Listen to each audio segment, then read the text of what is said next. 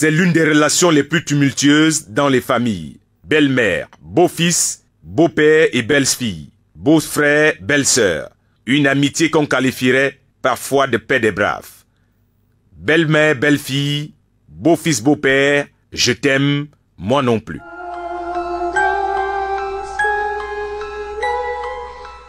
Nous sommes en Afrique, dans un monde où les membres d'une même famille sont aussi nombreux que les fourmis maniant.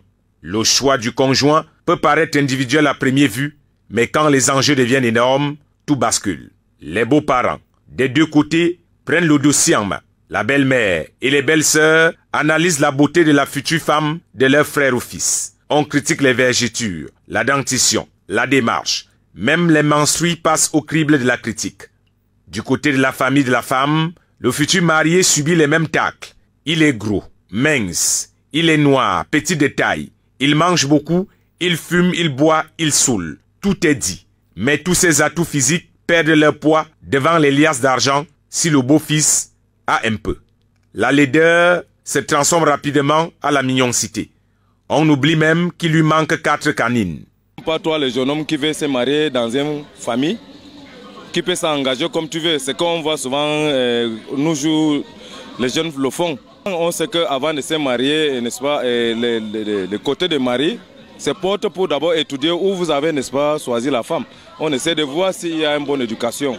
S'il arrive que le beau-fils est moins nanti financièrement et qu'il vienne à passer la nuit dans la maison de ses beaux-parents, il a plutôt intérêt à ne pas trop ronfler la nuit, parce que son argent est insuffisant pour faire autant de bruit dans son sommeil, dans la maison de son beau-père. Il faut tourner, faut rentrer vite, vite, venez vite là.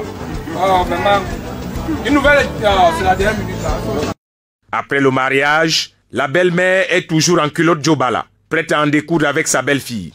Si cette dernière ferme le robinet d'argent, sa belle-mère devient exigeante, dénigrante et surtout méfiante.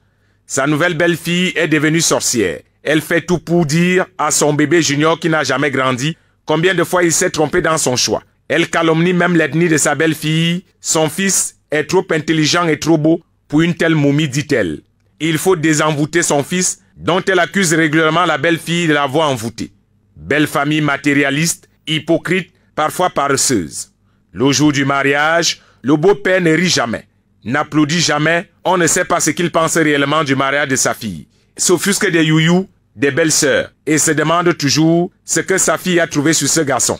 Il demande à sa femme comment Nadine a fait pour accepter, épouser un garçon dont le prénom est Cosmas, qui a une mauvaise face et parle aux gens sans mettre le masque. La mère du marié demande à son fils s'il est maudit au point de prendre pour épouse une ancienne yéyé avec un CV long comme le bras. De renommée internationale, 8 avortements, 3 enfants, 3 pères différents. Elle bloque tout, même le bonjour, elle ne dit plus. Le jour du mariage, l'on aura constaté que c'est la famille des gens les plus modestes financièrement qui crie plus haut que tout le monde. Les belles-sœurs sont plus contentes que celles des familles riches. Elles crient, sifflent tout le long de l'itinéraire du tour d'honneur. On les appelle les spécialistes des youyou des mariages des autres. Le père a lui son vrai beau-fils de son vrai ami Marco qui est encore à l'ENAM sans femme. Un futur chef de terre qui regarde cette affaire et préfère se taire. Les belles familles, un véritable casse-tête de couple en Afrique et ce n'est pas prêt de s'arrêter.